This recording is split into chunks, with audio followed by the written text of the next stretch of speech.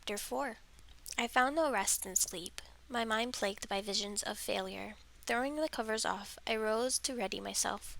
All the candidates had been given a set of garments and a sandalwood tablet engraved with our names. I slipped on the apricot silk robe, tying the yellow brocade sash around my waist. Then a diaphanous coat, the shifting hues of dawn. Flowing sleeves grazed my wrists, the skirt coming down to my ankles. My fingers ran over the material, light and soft, with a subtle shimmer in its threads. I had not worn such fine silk since my home. Lacking the skills to try anything more elaborate with my hair, I pulled it into a tail that swung across my back. Picking up the wooden tablet, I fastened it to my waist, tracing the characters of my name carved into it. Silver Star, the constant companion to the moon. Mother, I thought, I'll make you proud of me today. I made my way to the doors, eager to escape the stony stares from the other girls who were just rising from their beds. Don't get too used to the Jade Palace. You'll be back here soon enough, Jia called out tauntingly. I halted by the entrance, not turning around. Thank you for your kind wishes, Jia, I said in as pleasant a tone as I could muster. When I return, it will be to pack my things. Do take care of Lady Mei Ling's garments better in the meantime. For your own sake, be sure to keep them away from the inkstone.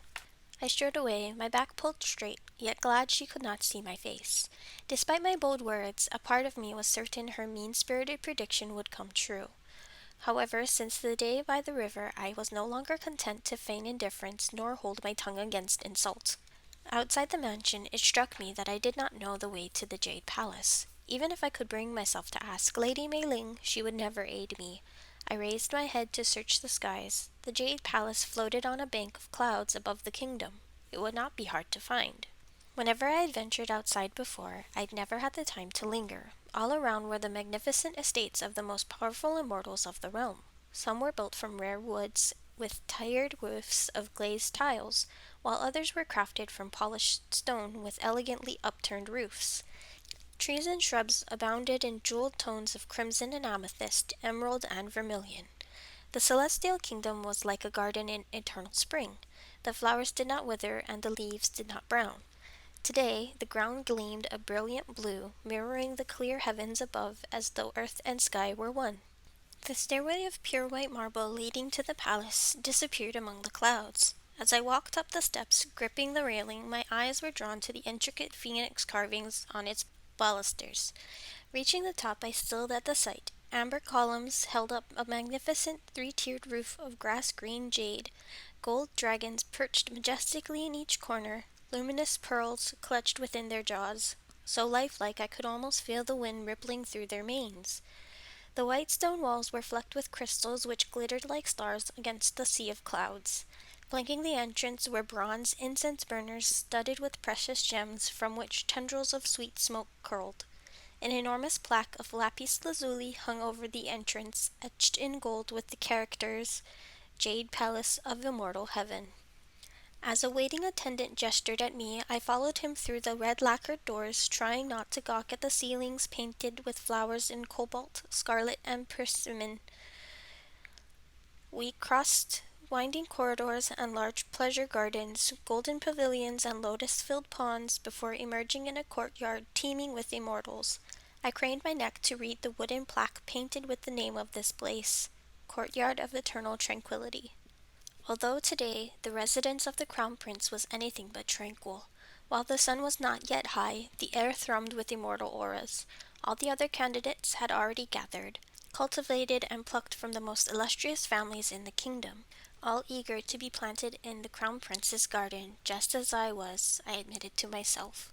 Although I felt out of place here as a weed among the orchids, just as whenever I compared myself to my mother. Beyond their lineage, the other candidates were undoubtedly bright, cultured, and accomplished. Powerful. While we were all attired similarly, jade and gold gleamed from their hair, jeweled ornaments dangling from their waists. Their slippers were thickly embroidered with silk thread, some encrusted with lustrous pearls. Many stared at me curiously, and when my eyes met Lady Mei Ling's, her lips puckered as though she had bitten into a sour plum. She turned away with a forced laugh, her words drifting to me as she made no attempt to lower her voice. That girl over there, the one who looks like a mortal peasant, she used to be my attendant. Lady Mei Ling paused, letting the gasps quieten before she continued. The worst one I ever had, both stupid and dull. How did she get selected? A slender man asked, glancing at me. Her nose wrinkled. She begged Prince Liwei for the chance, and he took pity on her. He probably only allowed it because he knew she could not win. My fingers dug into the skirt of my robe, crumpling the delicate silk. She meant to wound me, to shake my confidence, perhaps. Little did she know how deep her jibes went. But I would give her no satisfaction, my desire to win hardening instead. I would feel no remorse for my supposed temerity in climbing above my station to reach for the prize. What did I care for such rules anyway? I was not brought up to revere their titles or rank, and I would certainly not start now. Not when winning would transform my life, not just gild an already bright future. A gong was struck, its brassy tone reverberating loudly, silence trailing in its wake. Attendants hurried into the courtyard, clearing the path to the raised dais in front of the pavilion where 13 desks were arranged. An odd number, and I guessed I was the late addition. Whispers rustled through the crowd as the immortals sank to their knees, touching their foreheads to the ground. I followed suit hastily as the crown prince entered, accompanied by his mother and their attendants. All may rise. The familiar sound of his voice calmed my nerves. As I rose, I glanced eagerly at the dais. Was this the same young man who had cleaned the dirt from my hairpin and listened to my troubles? A collar of gold gleamed at his neck beneath a blue brocade robe embroidered with yellow dragons. A silvery glow emanated from their jaws as though they were breathing mist and cloud. Flat links of white jade clasped his robe around his waist. His hair was drawn into an immaculate topknot encased in a gold crown set with a large oblong sapphire. How grand he looked! Majestic, even. And yet he was also just as I remembered, with his thoughtful expression and dark, intelligent eyes. My gaze shifted to the brilliant vermilion robes of his mother beside him. The scarlet phoenixes on her garments stretched their graceful heads, their crests almost entangled into the long necklace of jade beads around her throat. As my gaze drifted up to her face, my blood froze to ice. The celestial empress, the one who had threatened my mother, forcing my flight from home. Anger sparked, thawing my fear, my emotions warring within. My fingers curled into tight fists as I forced my mouth into a bland smile. How senseless of me to have missed the connection. Was my mind dulled from the grief and those months of sleepless nights? My instincts yelled at me to leave, but I could not reveal myself now. Besides, the Empress did not have the slightest inkling of my identity. More importantly, necessity outweighed my fear. I needed this opportunity to have any hope of making something of myself, even if it brought me closer to those I dreaded, those I despised. Slowly, I unclenched my hands, letting them hang limp by my sides. At Prince Liwei's nod, the chief attendant called out, "For the first 2 challenges, all candidates will participate. Only the winners will move on to the third and final round. His Highness has determined that no magic is permitted. These are tests of skill, learning, and ability, of which he prizes most." He paused. "The first challenge will be the art of tea brewing." I breathed out, feeling my tension ease. Part of me had feared being set some impossible task that I would fail before it began. But my relief was short-lived as the candidates hurried into the pavilion in a swirl of silk and brocade. I dashed to my assigned desk, trying to calm my thumping heart. I could brew tea. I had done so countless times before, for myself, my mother, even for Lady Mei Ling. Except, what was all this on the table before me? My head began to throb at the bewildering assortment of items. Over a dozen teapots in varying sizes of clay, porcelain, and jade. A large tray was crammed with jars of tea leaves, black oolong curls, pearls of jasmine, and leaves of golden brown and green. In a corner was a pile of bricks and cakes of pressed pu'er. Tiny porcelain bowls heaped with dried flowers were lined up beside them.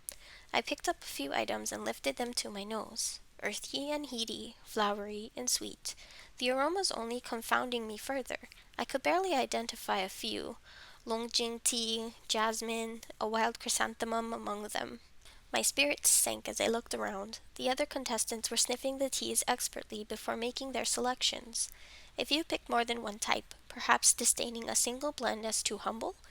Those quickest were already pouring out their teas while I had not even made a choice.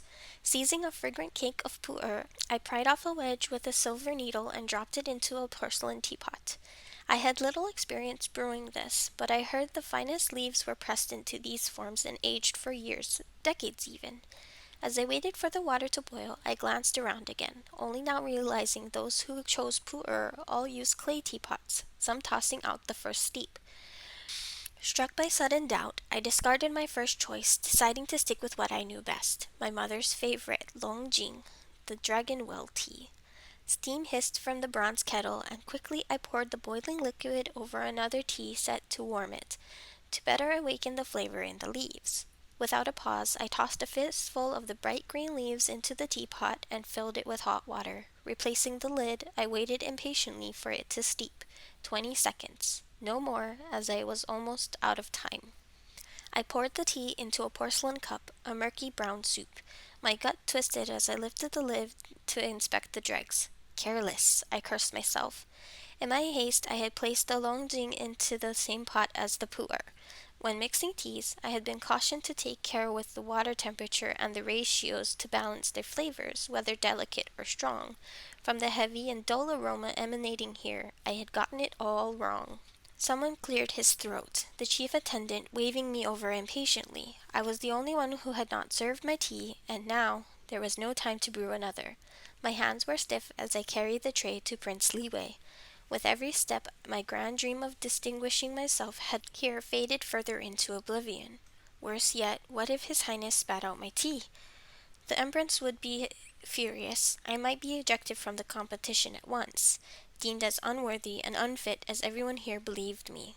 As I placed the tray before Prince Liwei, his eyes warmed in recognition, flicking down to the sandalwood name tablet by my waist. Without hesitation, he lifted the cup to his mouth and took a long sip. I was standing in front of him, so only I saw the slight wrinkle across his brow, the quirk of his lips. It was gone in an instant, but my spirits plunged. There was no way I could imagine that to be an expression of pleasure. However, to my astonishment, Prince Liwei lifted my cup into the air. This one. I've never tasted such a unique blend before. He nodded to an attendant who recorded my name. The Celestial Empress leaned forward. Liwei, are you sure? It's such an odd color. Let me try it. A shiver rippled down my spine. How well I remembered her voice, melodious yet sharp. As Prince Liwei handed her the cup, it slipped from his fingers, striking the ground with a crash. The porcelain shattered, dark liquid pooling on the stone floor, the remnants of my unfortunate concoction. A crowd of attendants rushed forward to clean up the mess, but the Empress ignored them, glaring at me as though it were I who had dropped it. When the chief attendant announced me as the winner of the first challenge, I slumped with relief, taking no offense at the shocked whispers. For despite Prince Liwei's words, I doubted my tea deserved the honor. Yet somehow, I was ahead in the competition, and that was what mattered. In the front of the pavilion, a painting of flowing osmanthus trees was unveiled for the second challenge. As the audience sighed in admiration, we were asked to compose a couplet inspired by the scene. I stifled a groan. It had been a long time since I had held a brush, much less composed anything. I tried to conjure up elegant words and flowery phrases, but my mind remained as blank as the untouched paper before me. I closed my eyes, the smell of ink sharper in the dark, heavy with faint medicinal undertone. I could almost imagine myself back in my home, the cool air billowing through my window, rustling the thin sheets on my wooden desk. It was years ago when my mother had begun teaching me to write. I remember how her sighs had echoed through my ears. While she had been patient, I was a challenging student, particularly for the subjects that did not interest me. Xinyin, hold the brush firmer, she had admonished me for the 10th time. A thumb on one side, your index and middle finger on the other. Straight. Don't let it slant down. Only after she had been satisfied did she allow me to dip the stiff ivory brush hairs into the glossy ink. As they swirled it harder against the inkstone, she had warned, "Not too much. Your lines will be clumsy, the ink will bleed." I had imagined the elegant characters I would form, but my enthusiasm soon waned after making the same wobbling stroke again and again. "What's the point of learning this?" I asked impatiently. "It's not like I'm going to become a scribe or scholar." She had taken the brush from me then, drawing the character in steady, precise movements. Forever, the word composed of 8 brush strokes from which all characters were formed.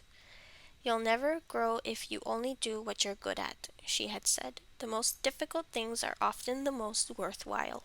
Reluctant to leave the haven of my memory, I opened my eyes slowly.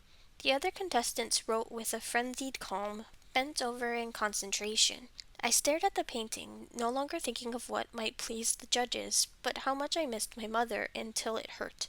Lifting my brush, I wrote the following lines. The blossoms fall, their sweet fragrance is lost, once warmed by the sun, now sunken in frost. When my couplet was read aloud, there were few nods and appreciative murmurs. Mine was far from the best, but I was just grateful not to have disgraced myself. After the Empress selected Lady Lin Bao's as the winner, I clapped along with the audience. As the painting was carried away, several attendants entered, bearing large trays piled with food for the afternoon meal. I lost count of the staggering number of dishes as the table heaved under platters of prawns simmered in golden butter, roasted pork, chicken braised with herbs, delicate soups, and vegetables artfully shaped into flowers. It smelled delicious, yet I could only manage a few bites before my stomach churned in protest. I laid my chopsticks down, looking up to see Lady Lian Bao pushing the food around her plate with as little enthusiasm. There was an incessant flow of chatter around us, but all I could think of was what would come after, the last challenge which only we would participate in. When our eyes met, I shot her a tentative smile, which she returned after a moment's hesitation. After the plates and remaining food had been whisked away, the clang of the gong rang out once more. The chief attendant announced loudly, "For the final challenge, Lady Lian Bao and attendant Xing Yin will each select an instrument to perform a song of their choice. The winner will be chosen by Her Celestial Majesty and His Highness." My heart leapt. Finally, something I possessed some skill in. The desks had been cleared and a vast assortment of instruments laid out. Lady Lian Bao bowed to the dais before selecting a chin and taking her seat. She played a beautiful melody, a classic about the leaves in the mortal world changing their color from jade to russet, her fingers plucking the strings masterfully. While I admired her ability, my confidence dipped with each perfect note. It was my turn. As everyone swung toward me, my palms broke out in a sweat. I wiped them against my skirt, trying to calm myself. I had only ever performed in front of my mother and Ping Er, a most amiable audience, a most forgiving one. With wooden steps, I made my way toward the center of the pavilion. My eyes darted over the zithers and lutes, glazing over the chime bells and drums, but there was no flute. I paused before the jin, the only one familiar to me here. However, it was not my best instrument, and Lady Lian Bao had played it far better than I ever could. To select it would be to choose defeat, and a lifetime in Golden Lotus Mansion would not bring me one step closer to my dream. Grateful that the long skirt hid my shaking legs, I bowed to the dais. "Your Celestial Majesty, Your Highness, there is no flute here. May I play my own instrument?" The Empress pursed her lips. "The rules cannot be broken." Her tone was sharp with disapproval. I kept my face lowered so she would not see my stifled fear and resentment. "Your Celestial Majesty, the rules only stated that I had to select an instrument to perform. It did not specify from where." Someone gasped. I glanced up to see the chief attendant take a hasty step away. The Empress glowered as she tossed her head back, the jade beads along her neck clicking furiously. "You insolent girl! How dare you argue with me?" "Honorable Mother, it is our mistake that no flute was provided," Prince Liwei interjected. "I don't see why it matters if she plays her own. Are not our instruments of equal standard to any other?" The Empress leaned forward as she addressed me in a chilling tone. "Your flute will be inspected. Should we discover any enchantment upon it, you will be whipped until you cannot walk for attempting to cheat." "There will be no whipping today," Prince Liwei said tightly. One of his hands was clenched in his lap. She did not reply, gesturing toward someone behind her. "Minister Wu, conduct the inspection." An immortal with pale brown eyes stepped out from the crowd, the amber in his hat gleaming like drops of gold. It was him, the minister who had discovered the shift in the moon's energy. who had alerted the Empress and brought her to my home. Perhaps he was merely a vigilant courtier, but my gut clenched at the sight of him. In my shock at seeing the Empress in the tumult of the day, I had not realized he was here too. I could feel the Empress's gaze upon me. Everyone was staring at me as I fumbled with the ties of my pouch. If they believed me nervous, I was glad for it. Better that than the simmering fury which threatened to erupt. How dare she accuse me of cheating? Perhaps in her mind someone like me would have no scruples. Perhaps, I thought viciously, she only suspected me of what she was capable of herself. I bowed, raising my arms to offer up my flute. An attendant rushed to take it and passed it to Minister Wu. His expression was one of bored disinterest, a far cry from his eagerness he had shown in my mother's troubles. Did he find today's proceedings tiresome? Did he resent being ordered around by the Empress? Nevertheless, he performed his role admirably, inspecting my flute with meticulous care. How I hated seeing my precious instrument, my mother's gift, between his gloved fingers. Finally, he turned to the Empress. "There is no enchantment." Her displeasure was evident in her curt nod. "Proceed," she ordered. As the Empress's attendant returned my flute, my fingers closed tight around it. I breathed deeply, trying to loosen the tightness in my chest, still burning with the humiliation of her accusation. Closing my eyes, I tried to shut out the indifferent strangers around me, searching for the melody I wanted, of a bird's desperate hunt for her stolen children until she froze to death when winter came. One of sorrow, grief, and loss, to channel the emotions swirling through me. As the stillness swept over me, I lifted the flute, rejoicing in the familiar press of the cool jade against my lips. How I had missed this! The song began playfully, with joyous notes rippling through the air, soaring, clear and pure. Slowly, the melody morphed into jagged uncertainty and terror, before plunging into the abyss of despair. The last note faded. With trembling hands, I lowered the flute. Ping Er had praised my playing, but would it be deemed lacking here? I glanced up to find the Empress white-faced and furious. Surely that was a good sign, though I could not read Minister Wu's expression. A clap rang out. Joined by others, the sound crashing together like thunder. A fierce gladness coursed through me that regardless of the outcome, I had tried my best.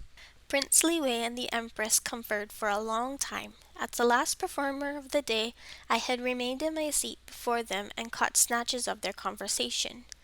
The Empress tried her utmost to sway her son. "Lady Liang Bao's heritage is impeccable. She is well educated, intelligent, graceful, and musical.